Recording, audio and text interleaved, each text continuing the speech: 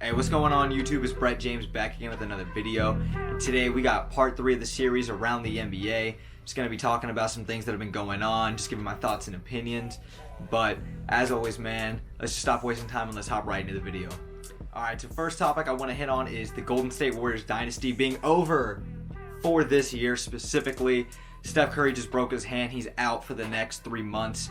I hope that the Warriors actually keep him out the rest of the year, but I'll get onto that in a second. Obviously, we know Klay Thompson's out for the year, and then the departure of Kevin Durant this offseason to Brooklyn. Now, Steph Curry, I feel really bad for him. He's the greatest point guard, or one of the greatest point guards to have ever played the game. He's the best point guard in the league right now, greatest shooter of all time, and we know the impact that he has on this game and on this team as well. Now, this year, we expected the Golden State Warriors to just be a subpar team, or a team that just could fit and mix and match in the West. We didn't expect them to go win a title this year, but they were still going to be a competitive team this year. And with the loss of Steph Curry, that's completely out the window. And who knows what the future holds for not just the Warriors this year, but D'Angelo Russell's future. We're not sure if they're really going to keep him, maybe trade him again, get that assets. Not sure what the future holds for them. But for me, the Warriors, this was a great thing that could have happened. Even if Steph Curry was playing, like I said, they weren't going to be competing really for anything. But this allows the young core of the Golden State Warriors and the guys that would typically not be shining and getting minutes. This gives them an opportunity for growth so that next year, when Steph Curry's fully healthy, Klay Thompson's healthy, Draymond Green's healthy, and even if D'Angelo Russell is still on the team, they're going to be a powerhouse again next year. So as of right now, they are depleted and they're not going to be great, but I think next year the Warriors are going to be fine. This is a blessing in disguise for them. Alright, next thing I want to hit on is the Karl-Anthony Towns and Joel Embiid fight. Now, there was more of just like a tussle. There was actually no room for either one of them to really throw a punch, swing at each other. So it was more back and forth, just kind of like wrestling almost. And then obviously Ben Simmons came into the end and gave Karl-Anthony Towns a little chokehold. I think he deserved to be suspended at least 1 game for that, because you can say he was the peacemaker at the end of the day. He's still showing acts of violence, even though he's separating them, I guess. Ben Simmons should have been at least suspended 1 game in my opinion. And then Karl-Anthony Towns and Joel Embiid, I think 2 games is fine. Nothing more than that, nothing less than that. Now, Kawhi Leonard on the schedule, back-to-back games versus the Jazz and the Spurs.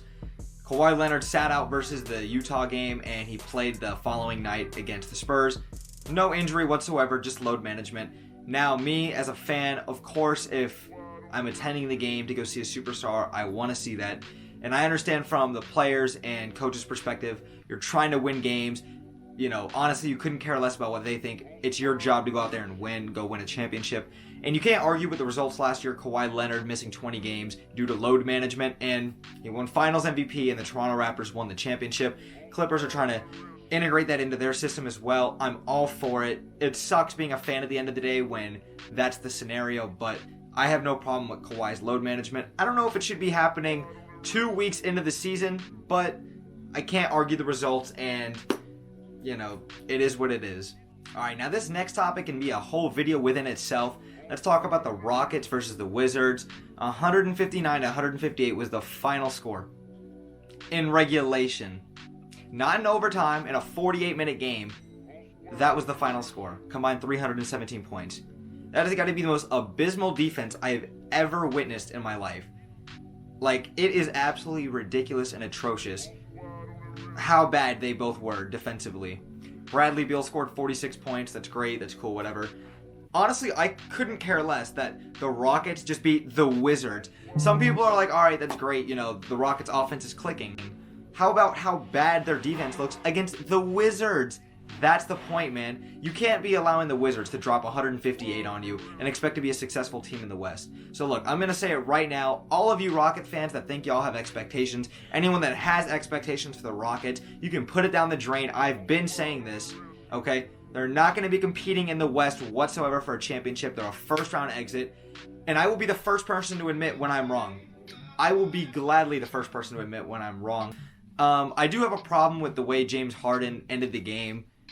Looking to draw contact, and he did end up getting to the foul line. He did end up getting that foul call. But if you do remember, James Harden last year in the playoffs versus the Warriors jumped into the defender looking for a foul call when he didn't get it, and he complained because I would have sent him to the line and able to ice the game. Same thing this year. Same thing versus the Wizards. James Harden's looking for a foul call in the final moments of the game to bail him out. We all know he's an art at getting the refs to call foul calls. That's why he averages like over 12 free throws a game. But my point is, James Harden is such a gifted offensive player, he should not be looking for the refs to bail him out. If the refs bail him out by accident, that's great. Let it happen like that. Don't be seeking the one to flail your arms and kick back and fall to the floor looking for that. That is not acceptable, and I don't agree with it whatsoever. I would not be giving him those calls because the thing is, in the playoffs, he doesn't get those calls because in the playoffs, the refs aren't calling. So that means if the Rockets go down the floor and make a shot, the Wizards are going down and making a shot within 10 seconds of that happening. 5 of those came off free throw makes, including 2 in the fourth quarter, and that was all just in the final 3 minutes of the game. That is just atrocious. And like I said, that could have been a topic within itself. That whole rant right there was just to say, look, the Rockets are trash in terms of Western Conference competition. If they were in the East, they would make a hell of a run. They're in the West. They're going to be a fun team to watch in the regular season. Come playoff time, I don't care who they're playing. I'm calling it right now. They're losing 4-1. They might get 2 wins on a team, whatever. This team is just atrocious, honestly. Defensively, they are just horrific. So everyone that's a Rockets fan, I hate to break it to you. Everyone that's supporting the Rockets, I hate to break it to you. You're not going anywhere, neither is this team, though. But I'm going to stop off the hating for a moment and just have a good day. Alrighty, thank you guys so much for watching the video. I really appreciate it. That was Around the NBA Part 3. Now, my socials are always going to be posted in the description down below. Make sure you leave a like, subscribe to the channel if you haven't already. Tell your friends, tell everybody. And I'm going to be posting more content soon. Let me know any other video topics y'all want me to cover.